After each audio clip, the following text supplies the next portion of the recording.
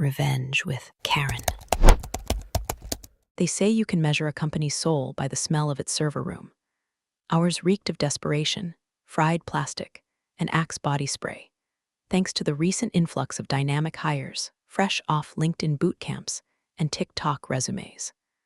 I knew we were screwed the moment Aspen wheeled in a ring light for her first all-hands meeting and opened with, "Hi besties, let's disrupt some paradigms today." This woman married the CEO's only son after one hot yoga retreat and was promoted to Chief Innovation Officer before she even learned what a DNS record was. She wore white stilettos to the data center, called our mainframe chonky, looked me dead in the face once and asked if Java was still a thing. And still, I stayed quiet, because for 12 years, I was the failsafe. Not by title, but by survival. I duct-taped back-end skeletons together with midnight code pushes and unbilled hours. When a corrupted dependency almost wiped our vendor history, I was the ghost in the shell that restored it before anyone noticed. I held the keys to systems nobody else even knew existed, which is probably why I was invisible enough to fire. But before I hand you the full dish, do me one small favor.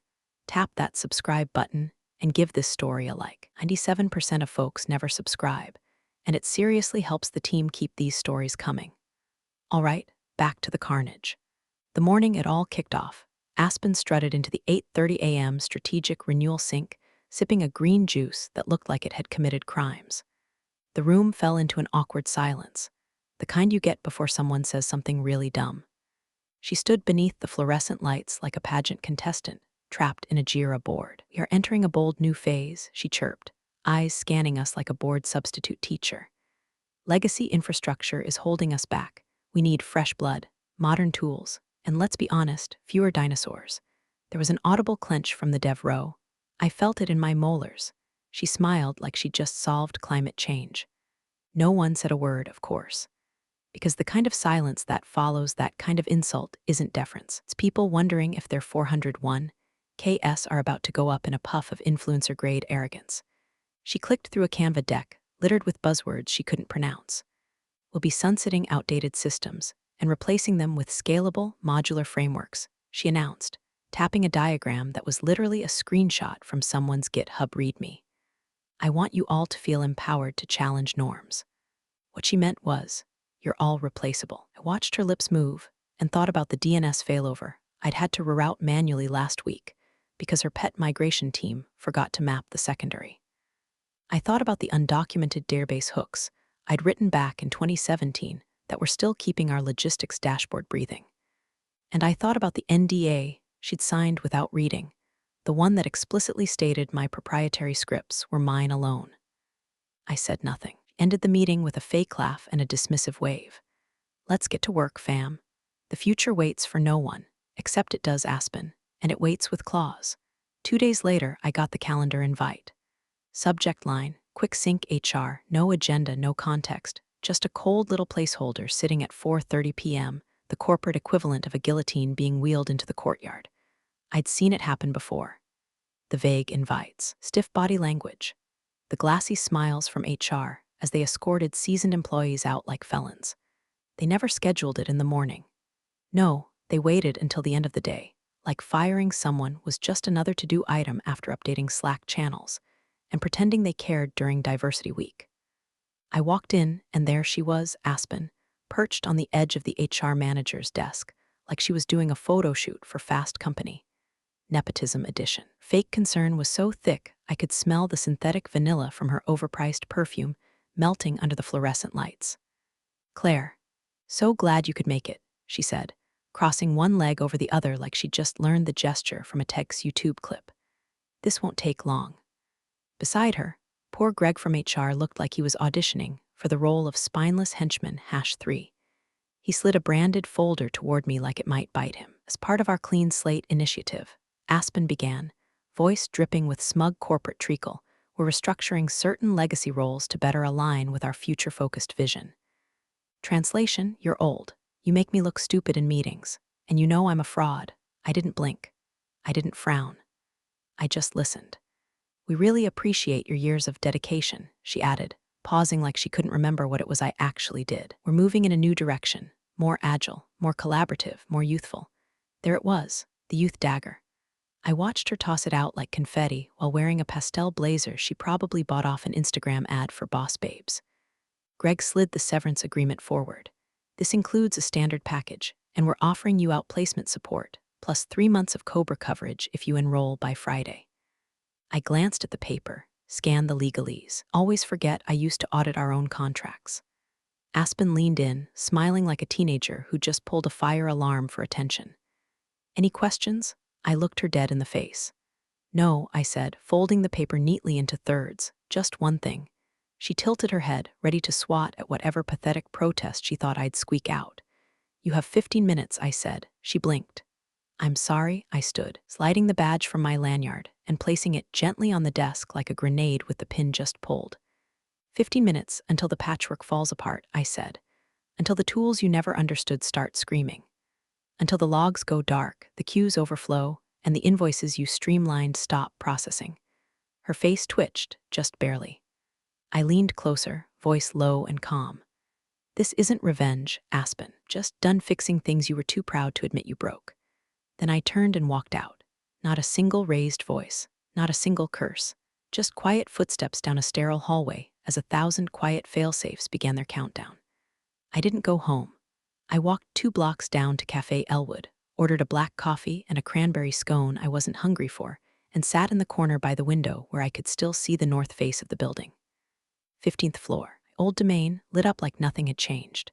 Like there wasn't a loaded gun under their desk, and I just quietly removed the safety. The first sip of coffee scalded my tongue. Good. I needed to feel something besides this low hum of what the hell did I just do vibrating under my ribs. My phone sat face down on the table. No vibrations, no calls, no last-minute wait, let's talk this through. Just silence and the faint taste of ash in the back of my throat. Maybe I should have left a trail. An anonymous email. A tip-off to someone in the back-end crew. Maybe I should have burned them with a public memo detailing every ignored report, every shortcut Aspen called efficient. Hell, maybe I should have just kept my mouth shut and taken the severance with a side of soul rot. Instead, I walked. I stared up at that glass and concrete ego cube and felt the guilt creep in sideways. Maybe I'd set a fire and just walked away without checking who was still inside. My hand drifted toward my bag, found my tablet. Old instincts kicked in, type up a fallback guide, log a remote override, send a just-in-case Slack message to Darren in procurement, who always remembered my birthday and once cried in the server room after deleting a root folder by accident. I opened a blank email draft. Typed, if you're reading this, the system has likely, I stared at it. Backspaced it. Closed the draft. No, they chose this. Aspen chose flashy over functional, chose buzzwords over backups. And the CEO, he handed her the keys like she was Moses descending from Mount Malibu with tablets etched in marketing slogans. They never asked how the system actually stayed afloat. They didn't want to know it was me running silent cron jobs at 3 a.m. to catch billing errors before clients saw them. They didn't want to know about the ransomware that nearly breached finance last September, how I'd spotted the signature in the logs, and quarantined it before legal even heard the word malware. They didn't care that the last 3 CTOs had quietly leaned on me to fix things they couldn't admit they broke. And Aspen sure as hell didn't read the NDAs she signed, one of which explicitly granted me ownership over the auto-patching scripts that had been the company's crutch for the last 5 fiscal quarters. They wanted invisible. They got it. I watched a janitor push his mop cart through the lobby. Same guy who used to call me Miss Claire and leave double chocolate Milanos by my monitor during holiday weeks. I almost waved. Instead, I finished my coffee. Still hot, still bitter, like me. It started with a flicker. Email bounced. Then 2, then 47. Dashboards began ghosting, first the logistics portal, then procurement. API calls returned 500s like confetti at a pity party. The internal ticketing system locked out everyone at once, and the autoresponder helpfully chirped, "Your session has expired. Please contact your system administrator." Which, well, they just fired. From my corner in Cafe Elwood, I refreshed the news feed. A blip. Then a second. A vendor post on LinkedIn that made me choke on my second cup of coffee. Due to a technical issue at Redacted, all fulfillment operations are paused. We are investigating with urgency. Beneath it, a comment. Didn't Claire used to run that? Oh, sweet child. Inside the 15th floor, Aspen was doing her best impression of a headless chicken in Laubautins. Her precious cloud migration had gone full Titanic. Turns out, uploading your entire vendor stack to a service you don't understand without verifying credentials or checking compliance flags is less visionary and more clinical negligence. I imagined her tapping her iPad, swiping at screens like she could will the graphs back to life. I imagined the new hire she praised last week, a real go-getter from TikTok University, sweating bullets in a swivel chair while Slack notifications lit up like a heart monitor flatlining. My phone buzzed. First it was Marcy in finance. Marcy, hey, weird Q, did you maybe archive the Q4 reconciliation tool somewhere? Then Darren, Claire, are you seeing this? Nothing's syncing. Aspen's having a meltdown. Then the CEO's assistant, Anna, who once brought me soup when I had the flu in Q2 2018. Anna, Claire. I know you're gone. I respect that. But please, where are the vendor logs? I just stared at the screen, thumb hovering. Temptation to reply? Electric. But I didn't touch a thing, not yet. Instead, I scrolled to the internal status page. The usual green check marks were hemorrhaging into angry reds and sad yellows. A note had appeared at the top, likely authored by some poor intern named Bryce.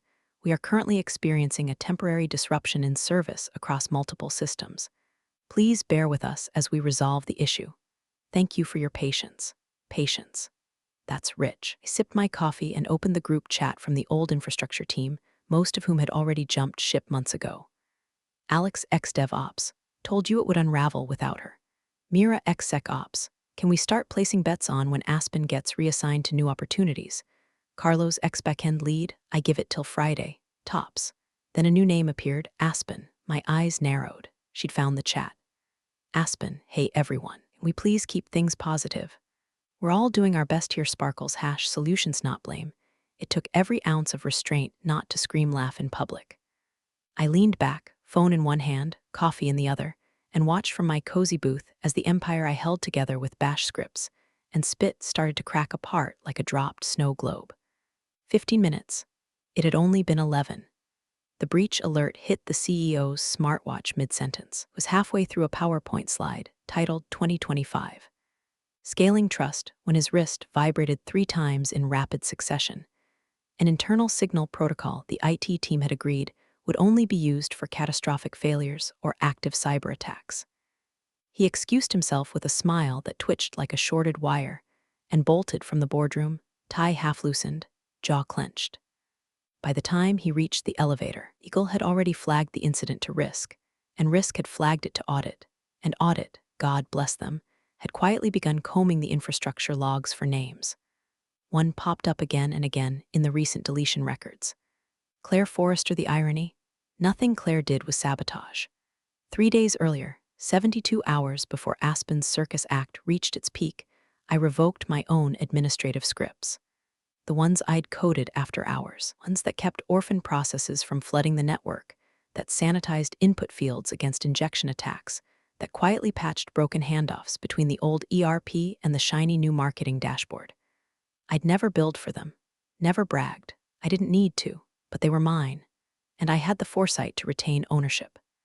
Aspen signed the clause herself, too busy tick-tocking her promotion day fit to read what she was authorizing. Now those scripts were gone, not deleted, just not theirs anymore. The main supply chain node failed at 10:46 a.m. 10 seconds later, the SSO login for 4 major clients refused authentication. The sandbox billing environment began executing live transactions. The company's internal VPN throttled to a crawl, triggering an auto-lock that kicked out 27 remote employees. And at the eye of the storm, Aspen, standing in the server room she once called the angry data closet, surrounded by blinking lights, and a stunned, silent tech team from some outsourcing firm in New Jersey that billed $400/HR to reboot routers and Google acronyms. She held a clipboard. For what? No one knew. Why isn't the rollback script working? She snapped. A junior dev with bleached hair and the defeated eyes of a man who just watched his crypto wallet implode muttered. Claire used to handle this. Aspen flinched. Well, Claire's not here, is she? No one responded. Then the doors flew open and in walked the CEO. His face looked like someone had just told him the yacht he named after his wife had been torched for insurance fraud. Aspen, he barked, voice hoarse. What the hell is going on? She plastered on a smile so fake it should have come with a Prop 65 warning. Just a little turbulence while we pivot to our cloud-first solution. We've got clients screaming breach. Audit's on fire. Legal says there's a licensing issue with our transaction middleware, she interrupted. Claire must have changed something on her way out. It's not my fault, he stared at her. Claire left 3 days ago. I know, she said, voice cracking. But her systems, she made herself too essential. She was essential, he snapped. Just didn't know it because you were too busy rebranding Slack channels. Silence fell. Even the server fans seemed to slow, like they were pausing to enjoy the drama. One of the techs cleared his throat. She didn't change anything, sir. We checked. The systems just stopped compensating. What does that mean? It means she was patching things manually. Quietly, she didn't sabotage us. She just stopped saving us. The CEO's face drained of color. Aspen looked like she was shrinking inside her own skin.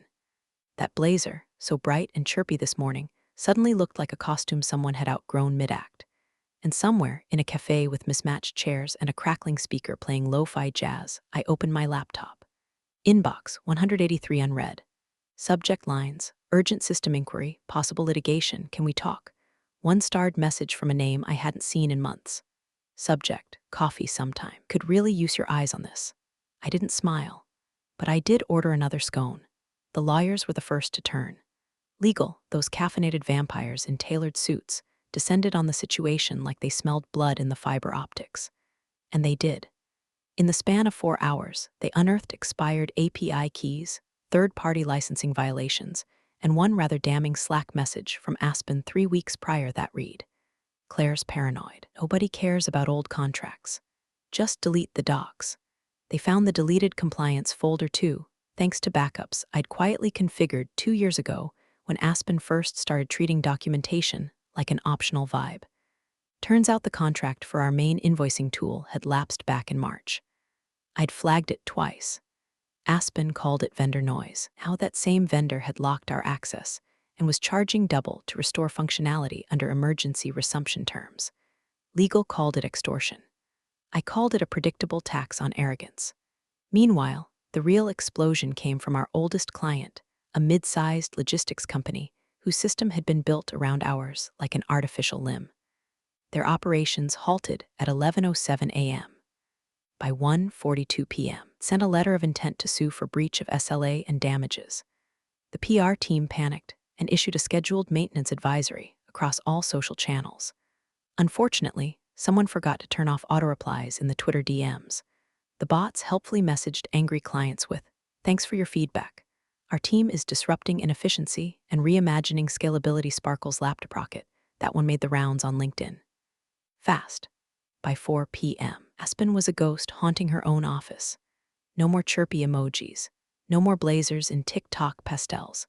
Just her, hunched over a MacBook she didn't know how to operate, frantically flipping between dashboards that kept throwing error codes like tarot cards predicting doom. And then came the first message. Aspen text, "Hey Claire." Hope Irwell's smiling face with smiling eyes. Quick cue. Do you know if there's a backup to the vendor hooks? I locked my phone. Even blink. Second message. Aspen email. Hi Claire, I know things ended weirdly but would love to pick your brain on some legacy infra stuff. No pressure. Just when you have time. Red folded best, Aspen. I let that one marinate in unread purgatory. She tried again. Slack ping. LinkedIn and mail. Even Venmo for Christ's sake, with a $5 transfer titled PLS answer. That one I screenshotted. The time the CEO cornered her in the hallway and demanded a timeline on restoration. She looked like she hadn't slept since the day she discovered dark mode. I heard, via the grapevine, that she tried throwing the outsourced team under the bus. They threw her straight back. Because here's the thing about being underestimated. People don't realize how many receipts you keep. And I had plenty. Every flagged report. Every ignored warning. Every lol okay boomer comment she scribbled on my internal reviews. They were archived, encrypted, time-stamped. Part of me wanted to twist the knife right then and there, send an anonymous leak to a tech blog, tag her in every crash report, print her Slack message about old contracts on t-shirts and send them to legal. But I didn't, not yet, because vengeance tastes better when they beg, when they know exactly how they failed, exactly who they shouldn't have dismissed. And Aspen, she was just starting to realize it. By morning, my inbox looked like a crime scene. Subject lines like blood spatters. Can we talk? I had no idea what she was doing to you. Claire, I'm sorry. Urgent, please respond. Just want to apologize for how that went down. Even the CEO's chief of staff, Linda, woman who once gave me a passive-aggressive Christmas card about emotional intelligence in technical roles, sent a 9-paragraph email that included the phrase in hindsight, "Your contributions were more foundational than we realized." No shit, Linda. I responded to none of them. But then a new email landed, flagged priority, marked confidential. The name on the sender line made my eyebrows lift. Aspen Prentice subject. Video call one last ask. The body was simple. Please, just 10 minutes. I'll say nothing you don't want to hear. I just need to ask. And I won't record. I snorted and clicked record anyway before I even accepted the invite. When the camera flickered on, Aspen looked human, and not in the polished, airbrushed way she usually presented. This was raw, sleep-deprived, mascara-flaking humanity. Hair was pulled back into a sad ponytail. Her oversized hoodie said #boss energy in peeling glitter. Claire, she started, voice hoarse. Thank you for taking the call. I said nothing. Just tilted my head like I was watching a zoo animal try to open a jar. I know I was, condescending, and I didn't respect what you did. I didn't understand what you did. But I've learned. The hard way. And I'm asking, please, can you help me fix this? She gestured vaguely to her screen, probably filled with red flags and Slack messages screaming in all caps. I'll pay you, she added. Personally, I need to make this right. If the board sees effort, I held up one finger. She stopped mid-ramble. I leaned in, voice calm and cool as glass. Your dad-in-law gambled on appearance over competence. That's not my fire to put out. She blinked. But Claire, they're saying I might be suspended. You already are, I said. Just haven't told you yet. Silence. She looked like a balloon slowly deflating. Her mouth opened, then closed, then opened again like a fish caught in a Wi-Fi outage. I clicked end call. And not 10 minutes later, the headline dropped in the internal HR feed. Aspen Prentice placed on administrative leave pending review of recent infrastructure collapse and compliance violations. The board wasn't just circling, they were feeding now. Questions were being raised about the CEO's judgment, about nepotism, about why Claire Forrester's name had vanished from the org chart a week before the company's entire backend decided to play Russian roulette. And me? I sat in my bathrobe, hair up, sipping a hot mug of not my problem. The kind brewed from equal parts earned rage, untold labor, and the clarity of someone who knows damn well what they're worth, especially after they've been taken for granted. Cold revenge? No, precision strike. And I hadn't even broken a sweat. The offer came in quietly, no flashy recruiter pitch, no LinkedIn fireworks.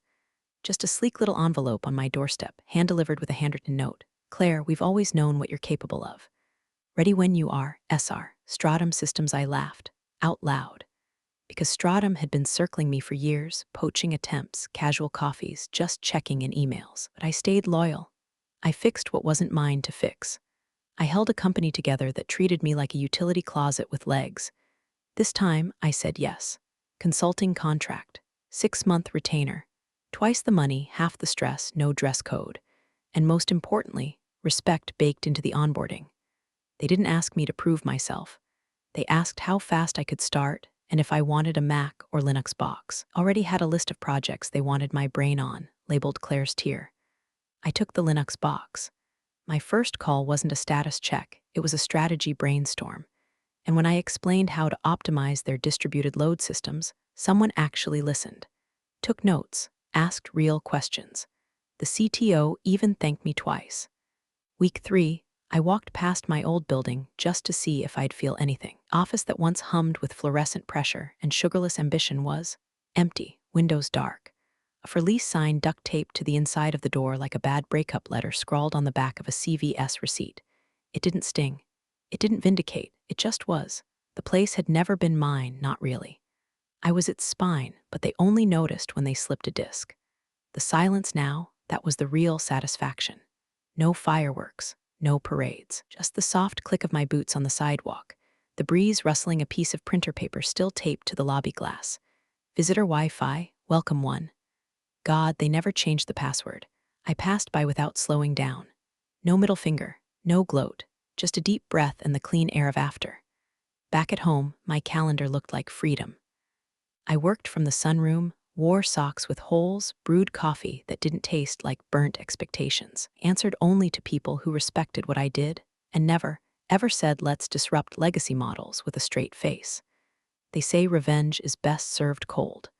I say peace is served earned, and preferably with biscotti. I didn't just walk away from the fire. I built something better from the embers. Aspen's goodbye came wrapped in lavender gradient canva and empty sincerity. After much reflection, decided to take a break to focus on my wellness journey and reconnect with my purpose. Grateful for the growth, the lessons, and the incredible people who supported me through this transformative chapter. See you all soon, dizzy person female sparkles #healing #new beginnings. The comments section was a slow motion car crash. So brave to spin getting fired into a wellness retreat. Did your purpose delete the vendor logs too? You disrupted legacy systems, all right. Still haven't recovered. Wellness tip, try listening to your engineers next time. She tried to limit replies. It didn't work. Screenshots circulated faster than her crisis PR firm could draft apologies. Someone even started a parody account. Aspen from IT tweeting things like, if you don't understand the problem, it's probably not real sparkles #manifest uptime. I didn't engage. I didn't share it. I didn't need to, because one envelope had already arrived, marked with a law firm's logo I knew too well. The kind that doesn't blink at seven-figure settlements.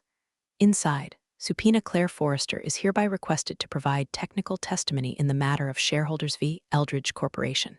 I read it twice. It wasn't against me. It was with me. They wanted receipts, timelines, warnings ignored, reports deleted, and they wanted someone who could explain in simple, hemming English how one woman propped up an entire empire while its leadership replaced competence with Canva. I didn't smile. I didn't feel rage. Just that deep, clean feeling you get after you've said every truth you've ever swallowed and the room finally goes quiet. I closed the folder. Then I opened my email, one unread message. Sender, CEO at Eldridge Corpcom subject, we need to talk. I hovered my mouse over it, paused, clicked delete. No dramatics, no forwarding it to press. Just gone. The way all things rot when they are left too long in the sun. Then I opened my browser and booked a weekend in Napa. No laptop, no charger, just a vineyard, a paperback, and a silence nobody could interrupt with Slack. Power doesn't always come with noise. Sometimes it's the quiet after the collapse. And I plan to savor every second. I think what hit me most was how calm Claire stayed. No drama, no threats, just pure strategy. It's a reminder that sometimes the most powerful move isn't shouting. It's walking away and letting the truth do the screaming for you. You're the real stars of the corporate jungle. Thanks for watching. Hit subscribe, or I'll flick the switch on your old cubicle memories.